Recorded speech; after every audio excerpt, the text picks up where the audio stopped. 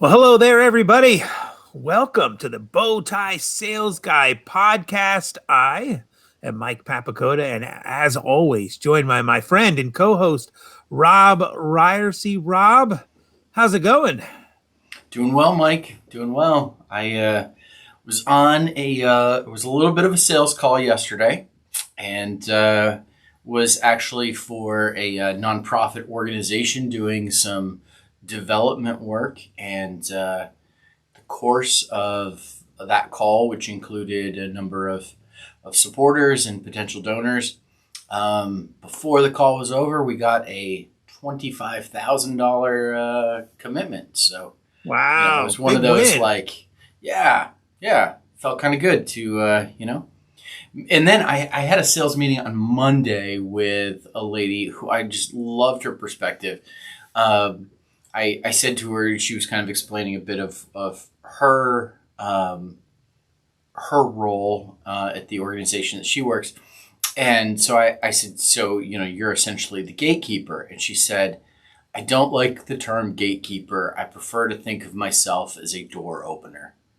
Oh, And I was like, nice. oh, yeah, like that's what you want to hear from somebody that you're talking to. Exactly. But Rob, come on, that's not really the big news this week. I've been following your Facebook page. And I've seen the kittens. So are you keeping the kittens? Are you giving the kittens away? I mean, what's happening with the kittens? Everybody wants to know. Yeah. Yeah. So for maybe those who don't follow me on Facebook don't know, we had three kittens emerge from under our shed in our backyard. And so we've, spent a couple of days caring for them.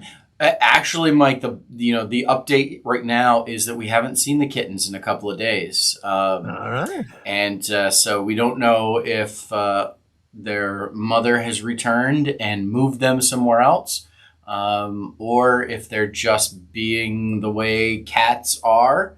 And and so there's actually right now a profound amount of sadness around my house, Yeah. because we who knew we wanted kittens, but apparently the universe did. So we'll see. The university. Yeah. We keep hoping they'll come back. Every evening, the couple of times they emerged out from under the shed, it was around 7:30 at night, and so I'm sitting out there smoking a cigar, watching the under the shed, hoping they'll reemerge. But as of right now, we just have two dogs, and we'll see if we add three cats to that. That is yet to be Well, seen. I cannot wait to hear the saga of the kittens because it's been fun following it on Facebook for sure. Oh, I mean, what's more fun, following my saga of the kittens on Facebook or your saga of Dogecoin on Twitter? Listen, I know I'm sorry. If you follow me on Twitter, I'm very sorry for all of the tweets and retweets around Dogecoin, but it's been a very exciting time for the Dogecoin community. But we're not here to talk about Dogecoin, even though I could for hours and hours. We're here to talk about sales, Rob, right? Our 30 That's years right. of combined experience being your friend in the sales game, helping you to develop in your career of sales. And today we've got it's a topic that kind of hits close to home for me because we all love when a sale closes. I mean, there is nothing better when you close a sale and you get that rush and it's like, yes, I am the greatest salesperson of all times. But there is a flip side, which is sometimes the deal doesn't close because I know I don't have a 100% closing ratio. I don't know about you, Rob, but No. I have found myself in a position where I thought that deal was going to close. I thought it was going to happen and I lost it. We got to the finish line and we couldn't get over the finish line. And so today we're going to talk a little bit about why are you losing sales? I'm going to do a little bit of diagnosis around why you're not getting the win. Now, Rob, for me, I think winning the sale and or losing the sale starts in the very first moments of that sale when you're going through that discovery phase or that diagnosis phase with the customer, trying to find out what is the problem. What is it that they're trying to Yep. fix? And what is the better place that they want to get to? And is the cost, the time and the money, does it align with the change they're looking to them to make? Do all of those things come together? But you can't answer those questions if you're not asking the right questions. And we talked in one of the very first episodes about connecting the dots. And I think you'll find that these two come into play together. But Yep.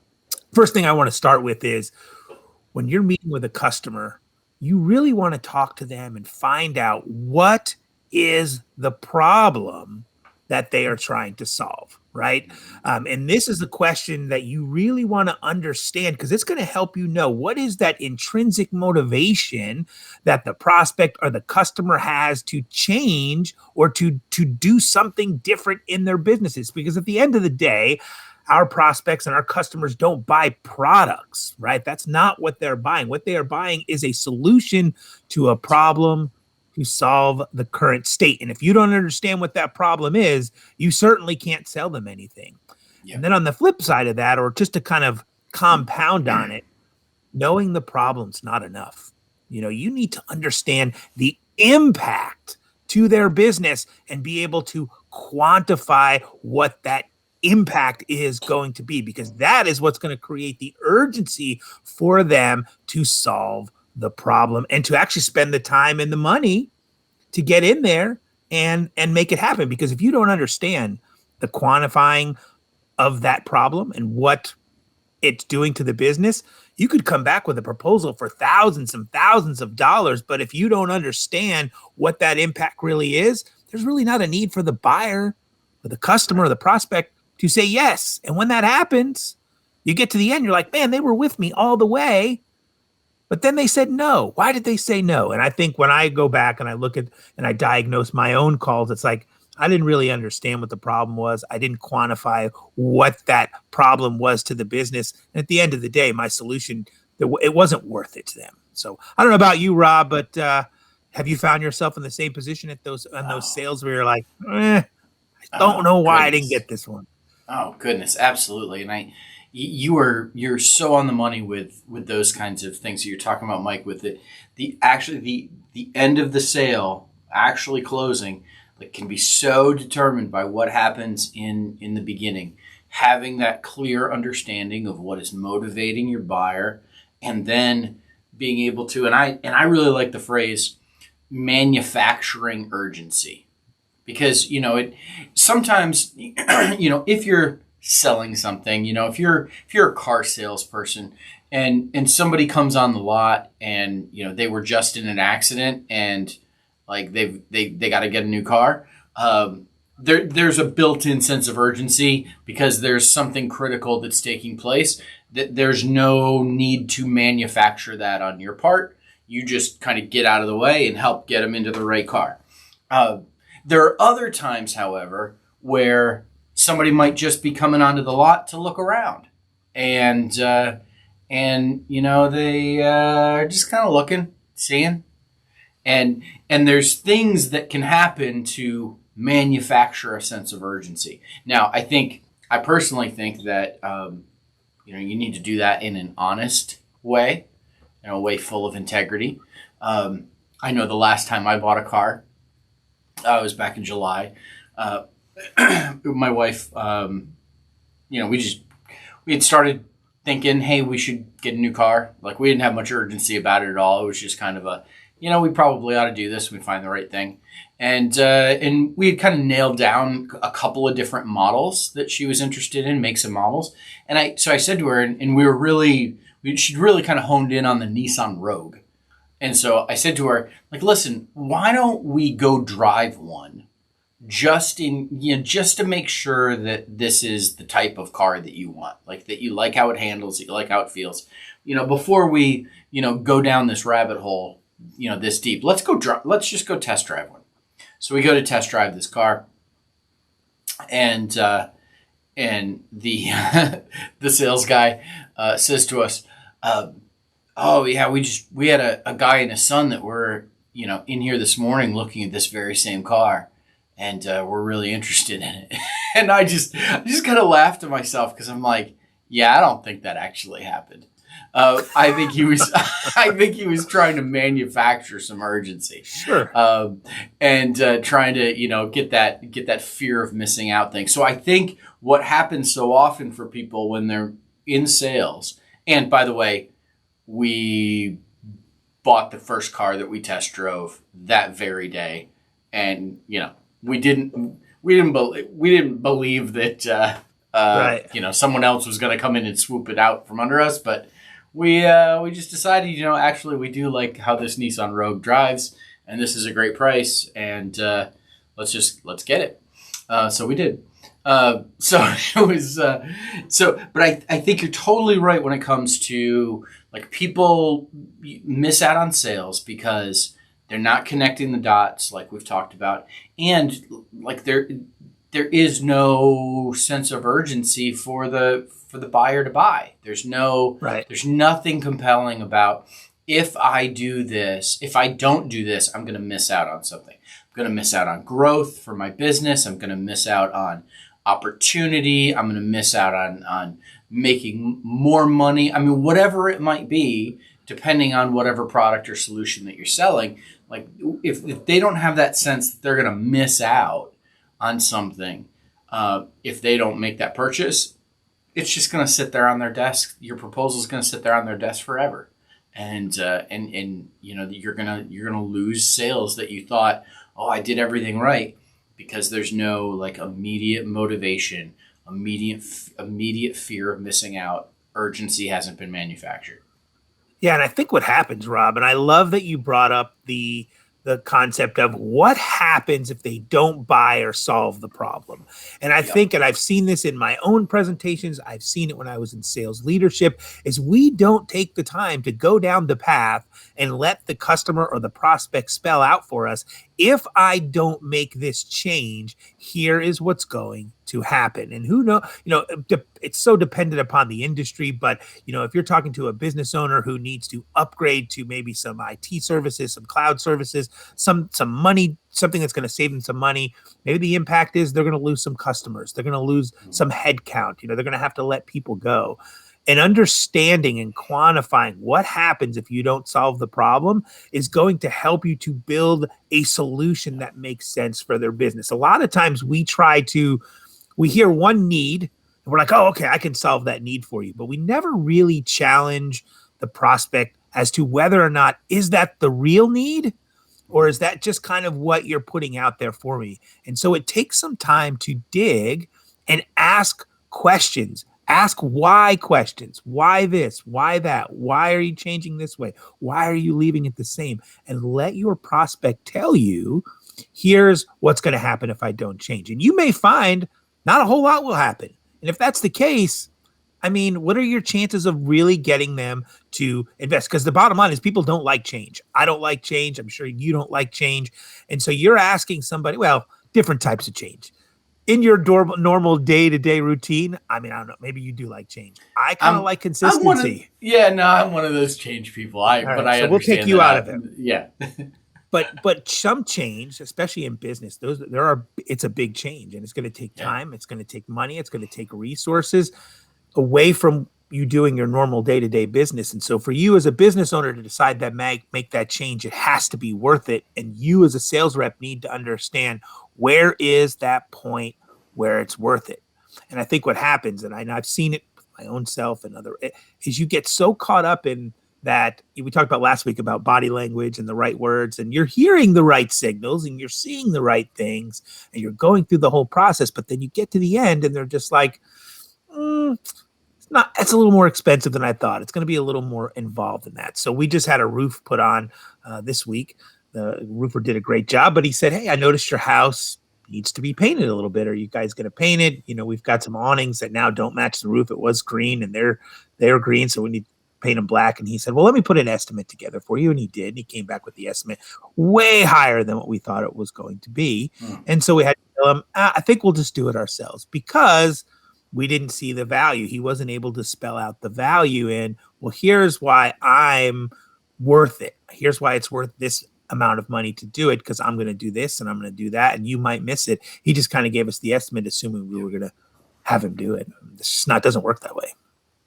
No, it doesn't. Mike, let me suggest to you maybe another reason why people lose out on sales. And this is one that's it's difficult to quantify, but I think I've seen it at times when I've gone through slumps. And we talked about, I think in one of our early episodes, about sales slumps. I think that people like to buy from confident salespeople, not cocky, not overconfident, but confident salespeople. And I think that I think desperation is a stench that can hang on some salespeople. I think it's hung on me at times, and I think there's just something about that there is some intangible thing that happens in the interpersonal relationship where when a salesperson comes off as being desperate, that they need this sale for them, they kind of shift the focus away from the things we've been talking about. What are the needs of the buyer? And it becomes about, I need this sale to make a quota. I need this sale to make money. I need this sale to make my budget, whatever it might be. And that desperation just as a way of turning customers off. Yeah, and I agree. And they might be inclined to buy, but they don't want to buy from someone who feels desperate, who makes it about them, makes it the salesperson who makes it about himself or herself. They don't want to do that. And I think some salespeople are missing out on sales because they have like an air of desperation about them. Yeah, it's hard to trust someone that they are acting in your interest when you know they are desperate to make a sale, and you can just sense it. You're right. There's something there, and you don't want to buy from somebody who's desperate because you start to question, is what he's telling me truthful? Is this really the best price, or is he getting the most commission out of it? So I definitely think that's another reason that you could lose a sale, is if you're desperate. And look, sometimes you are desperate. I mean, we've been there, we're like, oh my God, I better make a sale or something bad's going to happen here. But you have to fight through that. And I managed someone in my last sales role, and she had this innate ability to put quota aside, commission aside, and her main focus was what was best for the customer. Even when she was in a slump and where things were going hard, she continued to focus on doing what was best for the customer. And eventually she got out of that slump, because I think that attitude, taking that approach, is absolutely going to help you to find the sale eventually, because you're going to go through slumps. Sometimes it's just going to happen. You just hit a cold streak, and that does happen. And one last thing, Rob, and I think we may have talked about this in another one, but one of the reasons that I found that people lose out on sales is they don't understand the decision criteria, and they don't understand the decision process of the business. And I've seen you do this in multiple times in calls that we've been on, not just asking, well, when should I check back with you, but more along the lines of, so who's involved in the decision, and what is that prospect, that process of making the decision, and what's the criteria? What do you need to get back from me in order for this to make sense? And so thought maybe you could talk a little bit about how you use that approach when you're at the end, right? You've done the presentation and you're asking for the sale. Or even before that, I think before you've asked for the sale, you've asked for what's the decision-making process. Is that right? That is the question. That is the absolute question you need to ask for a number of reasons. What is the decision-making process? What you're going to find out with that, and if they don't give this to you out of hand, you need to ask follow-up questions. There's two things you want to understand. One is the timeline, because what you don't want to do is you want to understand what their timeline is so that you can match your expectations to that. So if they say, hey, we're going to need a week or two, then give them a week or two. Don't, hit them up the next day. But if they say we need a week or two, don't give them a month. because then, Right. it sets your expectations of when to do follow-up. So you get a bit of a time frame.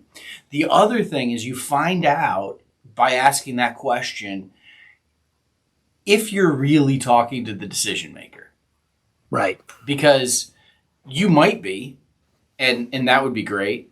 You might be talking to someone who talks a big game and they're not really the decision maker. And all of a sudden you realize, okay, I might have sold this person on this product or solution, but I've got to sell up the chain. I've got to get to not their boss, but their boss's boss, because that's the person who I found out actually, makes the decision.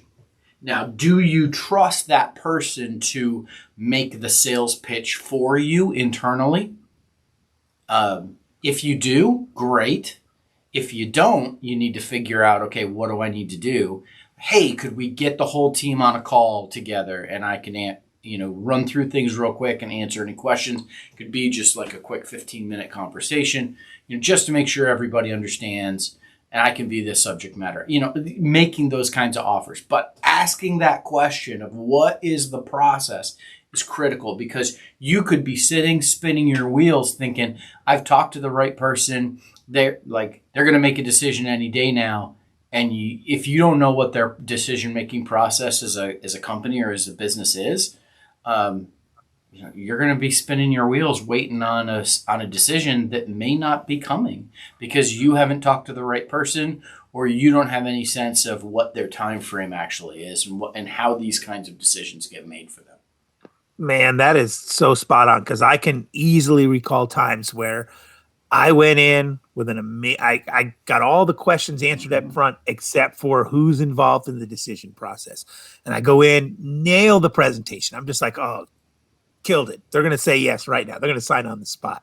Get to the end. They're like, hey, this all sounds great, but I need to run it up the chain to my boss. I'm like, oh, it's so deflating. You're like, oh, you're like, great. You got to, but the bottom line is, do you trust that person to be as passionate, to be able to answer the questions and to sell it as well as you would? And most of the time that's just not going to be the case, because there's risk involved for them if they present it and it gets shot down or it doesn't work. And you look at as slimy. I hate, if you sell timeshares, I'm sorry, but they will not present unless they've got the entire couple there. They want both people because they know they got to have both people there to make a decision. And so it's kind of the same way when you are presenting a solution to a business. If there's more than one person involved, you really want to have them in the room to hear your passion in your pitch. So excellent points on that, Rob. And obviously there's a whole bunch of more reasons why you may lose a sale. These are just a couple. Glad we were able to explore those, though, because those are some pretty big ones. Yep. Mike, you've got a tip for us today, something that people can put into practice today that can make a difference in their sales process. So I'm going to kind of piggyback on you, Rob. And I love having these little computers in our hands, right? I mean, they can really help, especially when it comes into that area of self-improvement. And so this week, I want to talk to you about the app Mind Tools.